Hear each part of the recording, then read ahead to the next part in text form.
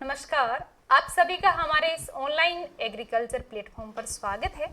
मैं सुमन विश्नोई आज आपके लिए बहुत महत्वपूर्ण जानकारी लेकर आई हूं, जो कि किसी अकेले स्टूडेंट के लिए नहीं है। हमेशा हमारे चैनल पे ये रहता है कि स्टूडेंट से संबंधित मटेरियल लेके आते हैं, पर आज का जो मेरा विषय रहने वाला है वो मेरे किसान भाइयों के और पशुपालक भाइयों के हित में रहने वाला है। सभी के लिए महत्वपूर्ण जानकारी है। ज़्यादा से ज़्यादा इस वीडियो को शेयर किया जाए और इसका अर्थ ये है कि ज़्यादा से ज़्यादा इसकी अवेयरनेस फैलाई जाए लोगों में।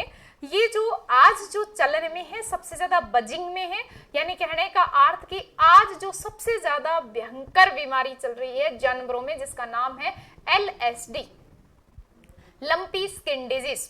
लंपी स्किन डिजीज साधारण भाषा में कहें तो गांठदार त्वचा रोग, या मैं हमारे मारवाड़ी इलाके राजस्थान से बात करें तो जिसमें कहा जाता है गांठिया रोग। गांठिया रोग यानी जो मवेशी है, मवेशी में मुख्यतः क्या है, गाय। गाय के शरीर पे छोटी छोटी गांठें दिखाई देगी, इसीलिए इसे गांठदार त्वचा रोग कहा जाता है। पर ऐसा नहीं है कि ये जो गांठदार त्वचा रोग है केवल त्वचा से संबंधित है। ये जानवर के पूरे यानी जानवर नहीं, मवेशी के पूरे इम्यून सिस्टम यानी प्रतिरक्षा तंत्र से यानी रोगों से लड़ने की क्षमता से संबंधित है। जिसका कारण ये है कि ये मुख्यतः कैसा रोग है, LSD रोग एक प्रकार का विषाणु जनित रोग है जो वायरस से फैलता है। विषाणु जनित रोग है, वायरस से फैलने वाला है, वायरल डिजीज है। तो इसीलिए तो जब वायरल डिजीज है तो इसका इन्फेक्शन इतनी तेजी से इतने बड़े स्तर पे एक साथ फैल गया है, क्योंकि ये जो विषाणु जनित रोग है इनका संक्रमण बहुत तेजी से होता है और इनके वाहक बहुत हो सकते हैं। जैसे ये विषाणु जनित रोग यानी वायरस से होने वाला रोग है, और इस वायरस को फैलाने वाले वाहक मक्खी और मच्छर है, जो कि हर जगह पाए जाते हैं, साधारण से वाहक है। और अभी जो बरसाती सीजन चल रहा है तो इस बरसात के मौसम में इस रोग ने इतना विकराल रूप क्यों ले लिया, इसका कारण मुख्य यही है कि इस दौरान मक्खी मच्छर की संख्या बढ़ जाती है और जिसके कारण इसका संक्रमण भी अधिक होता जा रहा है। इसका मुख्य वाहक है वो क्या है, दूषित जो भी संक्रमित जानवर है उसका जूठा हुआ पानी वगैरह या चारा वगैरह है, या अगर बात करें इसका जो कि गोबर वगैरह है, या बात करें कि मक्खी और मच्छर, इन सबसे फैलता है। ये सबसे मुख्य बात यह है कि ये होता है वायरस जनित रोग है, पर क्या ये मानव में हो सकता है, ये बात मैं थोड़ी बाद में करूंगी। और इसके क्या मुख्य इलाज है या हम इससे कैसे जानवर को, हमारे मवेशी को बचा सकते हैं, हमारी गायों को कैसे बचा सकते हैं, बेजुबान जानवरों को कैसे इससे बचाया जा सकता है। थोड़ी अंतिम तक बने रहिए इसको पूरी जानकारी देखने के लिए। अब अपने बात करते हैं कि ये वायरस जनित रोग है, जो कि क्या है, एक वायरस की जाति होती है जिसका नाम है पॉक्सो वायरस। ये जो पॉक्स वायरस है जिसके कारण मानव वगैरह में जो चेचक रोग है, छोटी माता बड़ी माता आपने सुना होगा, वैसा ही ये एक वायरस है। उसी फैमिली का है, पर सेम नहीं है, इसकी प्रजाति अलग है। जानवरों में पॉक्स वायरस से रोग करने वाली 3 प्रजातियां हैं, यानी 3 जीनस है, जिसमें से एक है सिप पॉक्स वायरस, एक है गोट पॉक्स वायरस, जो कि सिप और क्या है गोट में बहुत पहले देखने को मिला है। और ये जो लंपी वायरस है ये केवल और केवल मवेशियों में देखने को मिला है, और मवेशियों में मोस्टली ये किसको इन्फेक्टेड करता है, गाय को। और गाय में भी कौन सी नस्ल को, देसी नस्ल को भी, और प्लस क्या है विदेशी को, और जितने भी हाइब्रिड गाय हैं उनको भी ये इन्फेक्टेड कर रहा है। पर ऑल ओवर अगर अपने बात करें जो अभी फैला हुआ है गुजरात और राजस्थान में भयंकर रूप में, वैसे तो अगर भारतवर्ष की बात करें तो पूरे भारत में लगभग 17 राज्यों में फैला हुआ है, जिसमें से मुख्यतः जो सबसे ज्यादा संक्रमित राज्य है वो राजस्थान और गुजरात है, और इसके पश्चिमी इलाके। बिकॉज ये ऐसा इसलिए हुआ क्योंकि अब की बार जो ये वायरस एंटर किया है, ऐसा नहीं है कि भारत नहीं आया हुआ है, ये भारत पहले भी भ्रमण करके जा चुका है। अब की बार वाला जो ये वायरस आया राजस्थान में और गुजरात में, ये पाकिस्तान के थ्रू आया है, यानी ये लगभग अप्रैल 2022 में राजस्थान के पश्चिमी इलाके में इसने एंट्री की, जहां पे ये ज्यादातर क्या है व्यापक रूप से अभी फैला हुआ है। हाल फिलहाल में ही हमारे क्या है मुख्यमंत्री गहलोत जी ने अभी कल ही और आज भी ऐसा अनाउंस किया गया है कि ज्यादा से ज्यादा क्या है मेडिसिन पहुंचाई जाए हर जगह, और ये संक्रमण को रोकने के लिए व्यापक स्तर पे प्रयास किए जाए। अब इसकी बात करते हैं कि ये जो हो रहा है LSD रोग हो रहा है, ये हो रहा है कैप्री पॉक्स वायरस। मेन इसका नाम क्या है? निथलिंग वायरस है, या इसे कहते हैं कैप्री पॉक्स वायरस से होने वाला रोग है, जो कि मक्खी मच्छर से फैलता है। जब किसी भी संक्रमित जीव पे ये क्या है, जैसे ये कोई संक्रमित गाय है, इसमें हुआ कैप्री पॉक्स वायरस में इन्फेक्शन किया, इसमें संक्रमण हुआ। जब इस पे कोई मक्खी मच्छर बैठी या हमने किसी स्वस्थ गाय को इसी के साथ ही चारा डाल दिया तो ये यहाँ तक फैल गया। अब इस गाय पे मक्खी मच्छर बैठा और वो किसी अदर स्वस्थ जानवर पे जाके बैठता है, किसी गाय पे या मवेशी पे बैठता है, तो वहां फैल रहा है। अब सभी के मन में एक प्रश्न जरूर आता है कि क्या ये केवल गाय में फैलता है? नहीं, कैप्री पॉक्स वायरस मवेशियों को करते हैं, जिसमें गाय भैंस दोनों को इन्फेक्ट कर सकते हैं, संक्रमण कर सकते हैं। पर अभी जो चल रहा है उसमें हाल फिलहाल देखा गया है कि ये रोग ज्यादा संक्रमण किसमें कर रहे हैं? गायों में। किसकी तुलना में? भैंसों की तुलना में। भैंस में इसका संक्रमण लगभग 1.6% है, गायों में 30% इसका संक्रमण देखने को मिल रहा है। अब अपने बात करते हैं कि ये जो संक्रमण हो रहा है इसके पहचान कैसे हो, इसके लक्षण क्या हो, हम कैसे पता कर पाए कि हमारा मवेशी संक्रमित है, कैसे पता चलेगा? देखिए, सबसे पहले जो जानवर है, मवेशी है, उसके क्या है? आंखों से पानी, नाक से पानी, प्लस क्या है? मुंह से लार, तो स्लाइवेशन वगैरह होना, लेक्रिमेशन होना, ये चीजें देखने को मिलेगी। दूसरी जो लिम्फ नोड्स है, जो लिम्फ नोड होती है, लसिका गांठें, उनमें सूजन आ जाती है। उसके बाद अगले हफ्ते यानी 7 दिन लगातार क्या रहेगा? जानवर को बुखार रहेगा, मवेशी को बुखार रहेगा। और बुखार लगभग कितना? 41 डिग्री सेल्सियस तक का बुखार देखने को मिलेगा। उसके अगले 7 दिन यानी 1 हफ्ते, संक्रमण के 1 हफ्ते से लेकर लगभग 5 हफ्ते के बीच में मवेशी के यानी गाय के शरीर पे ऐसे छोटे छोटे फोड़े जैसे स्ट्रक्चर दिखेगी, गांठे जैसी स्ट्रक्चर दिखेगी।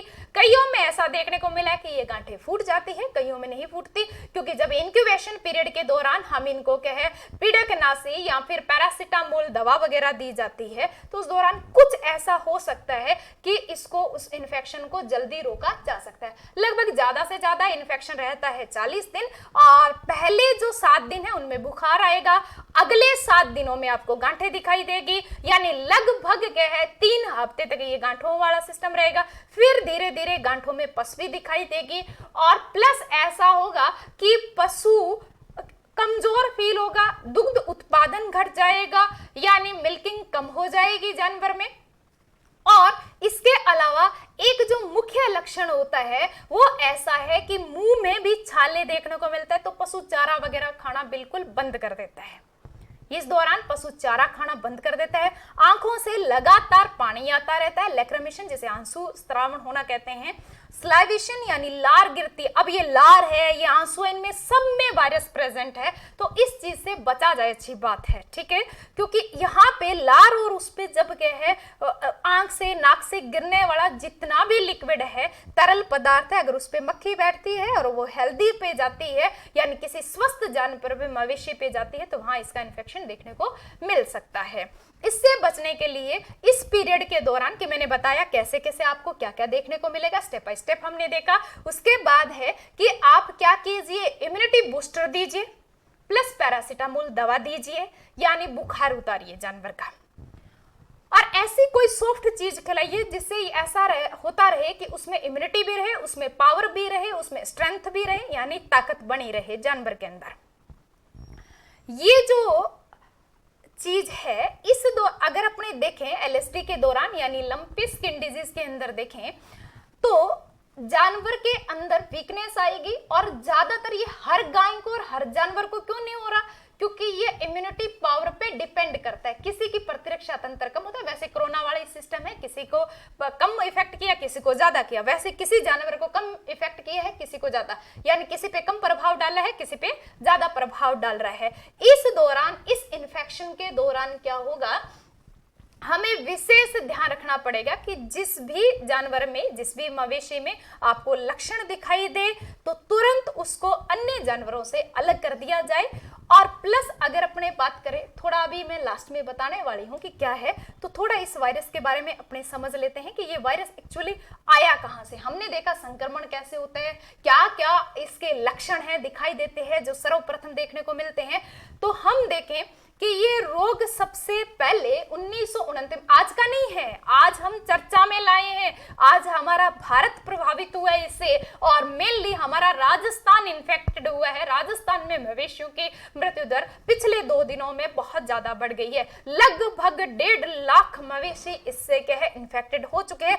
आज ही दिन के, आज के लेटेस्ट अगर मैं आंकड़े बताऊं तो लगभग 26,000 गाय इन्फेक्शन से है और लगभग 20-25 हजार मौत हो चुकी है। वर्ष भर में अगर अपने भारत की बात करें, भारतवर्ष की बात करें, तो इसमें से क्या है 50 से 55 हजार गायों की मृत्यु हो चुकी है। ज्यादातर कौन से जानवरों की मृत्यु हो रही है? जो आवारा गाय हैं, आवारा पशु है, उनके जो बहुत ज्यादा व्यापक एरिया में एक साथ रह रहे हैं और बहुत लंबे दूरी तय करते हैं दिन के दौरान, ठीक है, इधर से इधर घूमते रहते हैं, उनमें ये इन्फेक्शन ज्यादा स्प्रेड होने का यानी फैलने का चांसेस रहता है घरेलू जानवर की तुलना में। मैंने कहा ये 1929, देखिए कितनी पुरानी है, ठीक है। 1929 में सबसे पहले अफ्रीका के जिम्बाब्वे में ये देखने को मिला।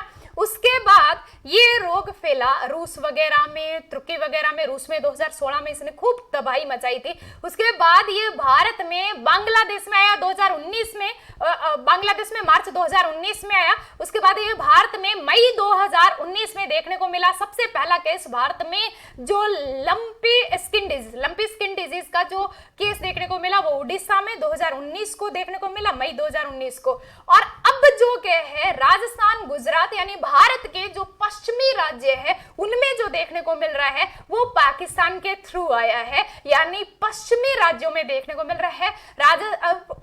अगर भारत की बात करें तो भारत के लगभग 16 राज्य इससे इन्फेक्टेड हो चुके हैं, जिसमें से मुख्य राजस्थान और गुजरात है। और गुजरात में की बात करें, गुजरात तो ऑल ओवर हो ही गया है इससे इन्फेक्टेड, और राजस्थान के मुख्य पश्चिमी इलाके ज्यादा इन्फेक्टेड है। अब अपने बात करते हैं कि क्या ऐसा है कि क्या ये इन्फेक्शन, अभी मैंने बात की कि क्या इन्फेक्शन सभी टाइप की गायों में होता है? हाँ जी, बिल्कुल सभी में होता है। और मेनली अगर अपने देखें तो देसी गाय में देखने को मिल रहा है, और इसके अलावा गायों में भी देखें कि छोटी गाय में, बड़ी गाय में, गाभिन गाय में या थोड़ी बड़ी वयस्क गाय में, ये ज्यादातर वयस्क बछड़े में देखने को मिल रहा है। और जिनकी इम्यूनिटी कम है, जिन जानवर की पहले से कमजोर है, उन गायों में ज्यादा देखने को मिल रहा है। तो अभी अपने देखते हैं कि किस तरीके से फैल रहा है। अब इसका उपचार, मेन जो पॉइंट है, जो मेन हमारा मुद्दा है जिसके लिए मैंने वीडियो डाली आपके सामने, वो मुख्य यही है कि हमें संक्रमण को खत्म करना है, इन्फेक्शन को खत्म करना है। एक बात दिमाग में रख लीजिए कि ये कोई भी कुछ भी कहे, ये वायरल इन्फेक्शन है, वायरस से संबंधित जितनी भी डिजीज है उनका कोई भी इलाज नहीं है, सिर्फ उनके लिए प्रिकॉशंस होते हैं। इन्फेक्शन से बचने के लिए क्या है प्रयास किए जाते हैं। लक्षणों के आधार पे दवाई दी जाती है। बुखार आ रहा है, पैरासीटामोल दीजिए, पिड़कनाशी दीजिए, इन्फेक्शन ज्यादा बढ़ रहा है, एंटीहिस्टामिन दीजिए, ऐसी कुछ दवाइयां इस्तेमाल कीजिए। अगर क्या है ज्यादा गांठें हो गई है, ज्यादा फोड़े हो गए हैं, तो उनको लाल दवा से धोइए, नीम के पानी से धोइए, नीम का तेल लगाइए, लेपन कीजिए, फिटकरी के पानी से धोइए। मवेशी है, गाय है, आपकी घरेलू जानवर है, उसको दिन में 3 या 4 बार नहलाइए, दिन में 3-4 बार नहलाइए और अलग जगह ले जाके नहलाइए। ऐसा नहीं है कि उसी जगह आप उसको नहला रहे हो, उसी जगह स्वस्थ गाय को नहला रहे हो। मेरा कहने का अर्थ है कि इन्फेक्शन पानी के थ्रू भी फैलता है। आप सोचिए, जो भी उसके शरीर पे गांठें और के अगर वो फूट रही है तो इन्फेक्शन बाहर आ रहा है और इन्फेक्शन फैल सकता है। पूरा जो आपका जिसे बाड़ा कहते हो या जो भी आपका परिसर है, आंगन है, उसमें फैल सकता है। तो विशेषतः ऐसा ध्यान रखा जाए कि इस इन्फेक्टेड पशु को, इस संक्रमित जानवर को, इस संक्रमित मवेशी को अन्य पशुओं से अलग रखें। और आपको लग रहा है कि इसको थोड़ा होना स्टार्ट हुआ है, इसको हुआ है, तो साथ रख दे, ऐसा भी नहीं है। हल्का, जिसमें अभी क्या है इंक्यूबेशन पीरियड शुरू हुआ है, यानी 14 ही दिन हुए इन्फेक्शन होने को, उसको जो हायर डिजीज में है यानी थोड़े हायर लेवल में है, इन्फेक्शन बहुत बड़े लेवल का है, उनसे दूर रखा जाए। अब इसके अलावा और अपने क्या कर सकते हैं, विषाणु जनित रोग है, मैंने कहा कोई इलाज तो है भी नहीं। और एक तो ये है कि घाव वगैरह हो गए तो ऐसा धोया जाए। दूसरा काम ये किया जाए कि जहां आपके मवेशी, चाहे इन्फेक्शन हो रखा है, चाहे ये रोग आपके घर तक, आपके परिसर तक, आपके बाड़े तक, आपके पशुपालन तक पहुंचा है कि नहीं पहुंचा है, फिर भी आप इतना ध्यान रखिए कि वहां मक्खी मच्छर की संख्या घटाई जा सके।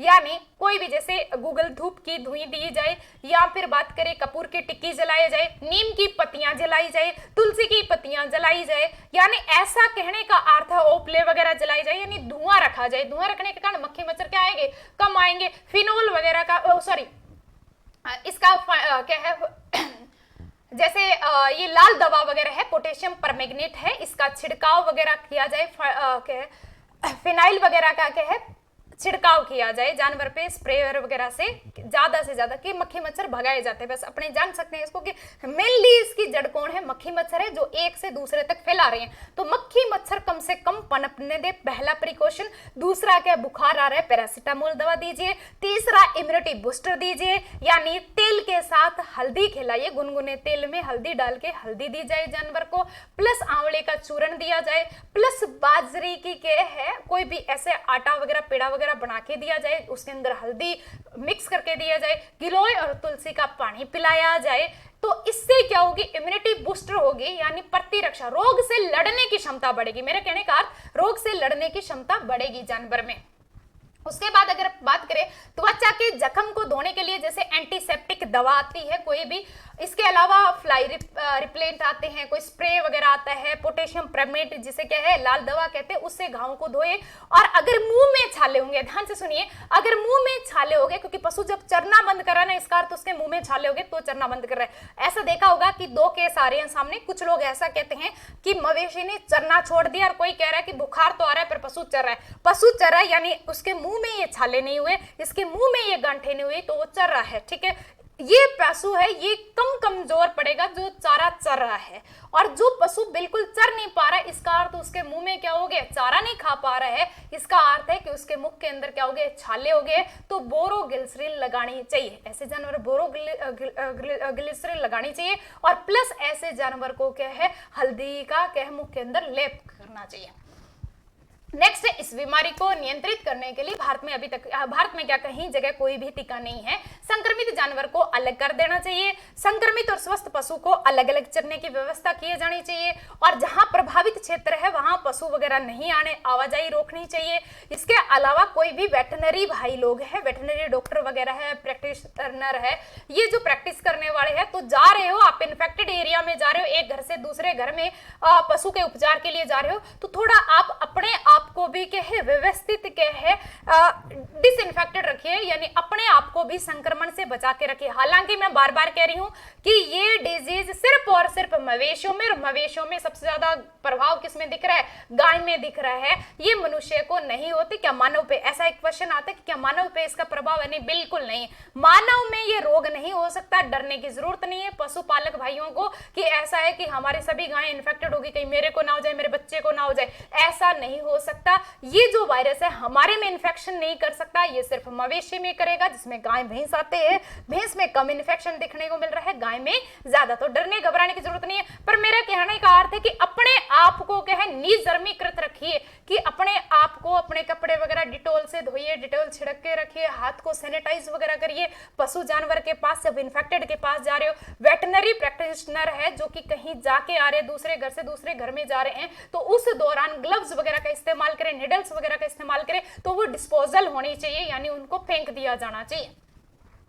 नेक्स्ट आता है संक्रमित पशुओं की जांच करने के लिए पशु चिकित्सक, ये अपने बात कर चुके हैं। संक्रमित जानवरों के संपर्क में आने वाली सभी चीजों को डिसइंफेक्टेड किया जाना चाहिए, यानी उन्हें धोया जाना चाहिए अच्छे से, मक्खी मच्छरों से बचाया जाना चाहिए, ऐसा है। और अगर कहे बीमारी के प्रसार को कुछ हद तक कम करने के लिए संक्रमित पशुओं के संपर्क में आने वाले पशुओं को क्या करना चाहिए, आइवरमेक्टिन की क्या देनी चाहिए, डोज देनी चाहिए। किस हिसाब से देना चाहिए, 0.2 मिलीग्राम पर किलो पे, अगर 1 किलो वजन है तो उसके हिसाब से क्या है 0.2 mg के हिसाब से इंजेक्शन दिया जाना चाहिए। मैं आशा करती हूं, मैं उम्मीद करती हूं कि आपको ये वीडियो हेल्पफुल रहने वाला है, मददगार रहने वाला है। हमें बचना है, बचाना है। हमें कैसे बचना है, हमें इन्फेक्शन को हमारे दिमाग पे हावी नहीं होने देना है।